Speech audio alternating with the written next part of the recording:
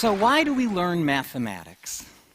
Essentially for three reasons: calculation, application, and last, and unfortunately least in terms of the time we give it, inspiration. Mathematics is the science of patterns, and we study it to learn how to think logically, critically, and creatively. But too much of the mathematics that we learn in school is not effectively motivated. And when our students ask, why are we learning this? And they often hear that they'll need it in an upcoming math class or on a future test. But wouldn't it be great if every once in a while we did mathematics simply because it was fun or beautiful or because it excited the mind? Now, I know many people have not had the opportunity to see how this can happen, so let me give you a quick example with my favorite collection of numbers, the Fibonacci numbers. Yeah, I already have Fibonacci fans here. That's great. Now, these numbers can be appreciated in many different ways. From the standpoint of calculation, they're as easy to understand as 1 plus 1, which is 2. Then 1 plus 2 is 3, 2 plus 3 is 5, 3 plus 5 is 8, and so on. Indeed, the person we call Fibonacci was actually named Leonardo of Pisa, and these numbers appear in his book, Liber Abaci, which taught the Western world the methods of arithmetic that we use today. In terms of applications, Fibonacci numbers appear in nature surprisingly often. The number of petals on a flower is typically a Fibonacci number, or the number of spirals on a sunflower or a pineapple tends to be a Fibonacci number as well.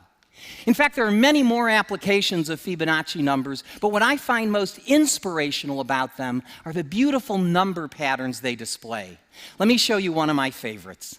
Suppose you like to square numbers, and frankly, who doesn't? Let's look at the squares of the first few Fibonacci numbers, okay? So 1 squared is 1, 2 squared is 4, 3 squared is 9, 5 squared is 25, and so on. All right, now, it's no surprise that when you add consecutive Fibonacci numbers, you get the next Fibonacci number, right? That's how they're created. But you wouldn't expect anything special to happen when you add the squares together. But check this out. 1 plus 1 gives us 2, and 1 plus 4 gives us 5. And 4 plus 9 is 13, 9 plus 25 is 34, and yes, the pattern continues.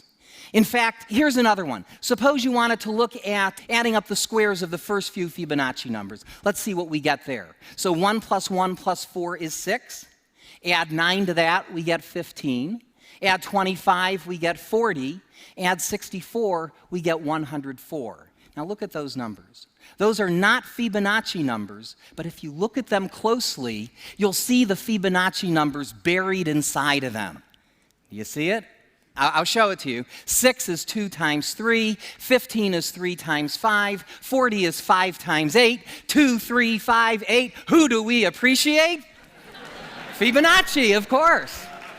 Now, as much fun as it is to discover these patterns, it's even more satisfying to understand why they are true. Let's look at that last equation. Why should the squares of 1, 1, 2, 3, 5, and 8 add up to 8 times 13? I'll show you by drawing a simple picture. All right, we'll start with a 1 by 1 square, and next to that put another 1 by 1 square. Together they form a 1 by 2 rectangle. Beneath that, I'll put a 2 by 2 square, and next to that, a 3 by 3 square. Beneath that, a 5 by 5 square, and then an 8 by 8 square, creating one giant rectangle, right? Now let me ask you a simple question. What is the area of the rectangle?